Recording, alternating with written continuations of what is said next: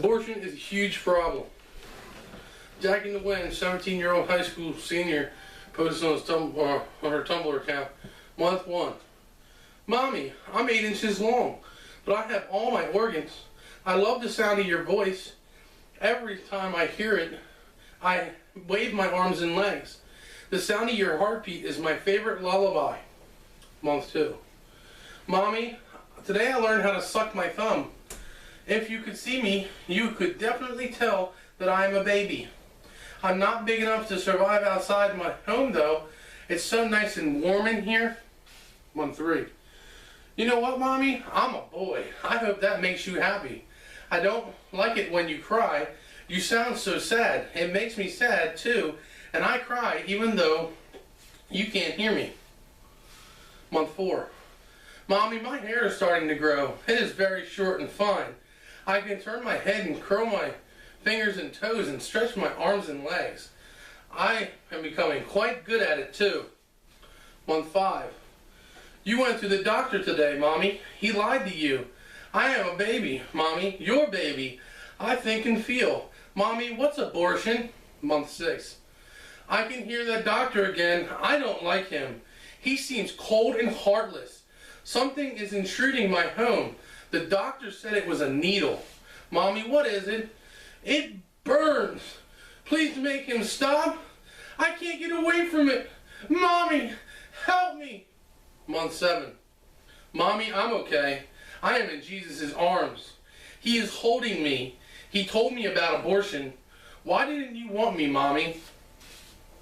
You were once a child. And before that, you were a baby. Before that, you were a baby in your mother's womb.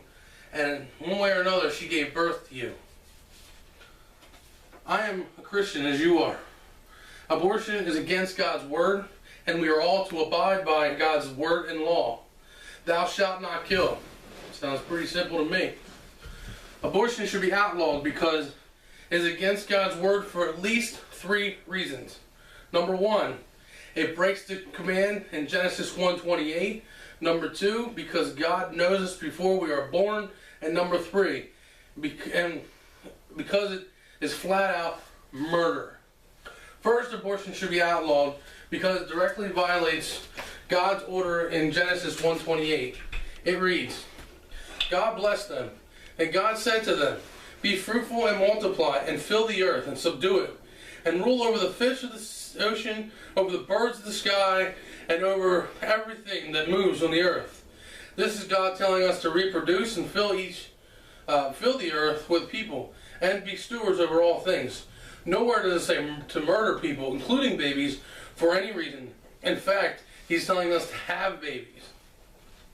Next, abortion should be outlawed because God knows us before we're even born, which tells us that each baby is a part of His divine plan.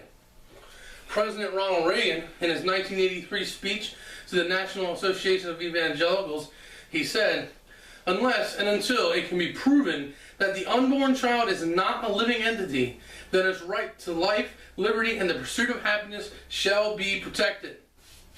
This being said, as was made apparent in the abortion story I told earlier, a baby should be considered a living entity from conception.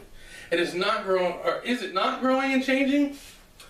God Questions Ministries states, Jeremiah 1:5 tells us that God knows us before He forms us in the womb.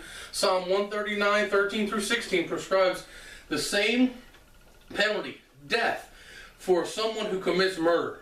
This clearly indicates that God considers a baby in the womb to be as human as a full-grown adult. For the Christian, abortion is not a matter of a woman's right to choose. It is a matter of life and death of a human being made in God's image. Finally, abortion should be outlawed because it is plainly and simply murder. Merriam-Webster's dictionary defines murder as the crime of deliberately killing a person or to kill in a deliberate and unlawful way.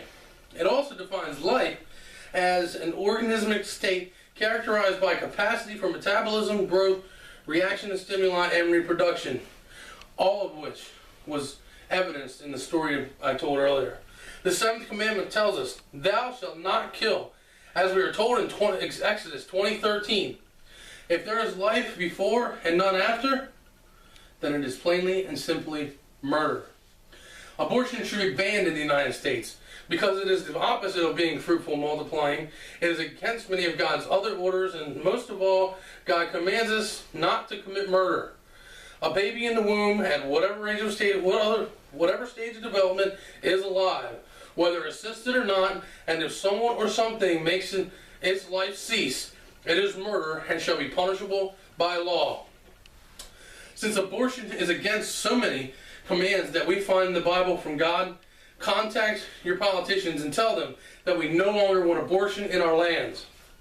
As President Ronald Reagan mentions in that same 1983 speech, we will never compromise our principles and standards. We will never give away our freedom.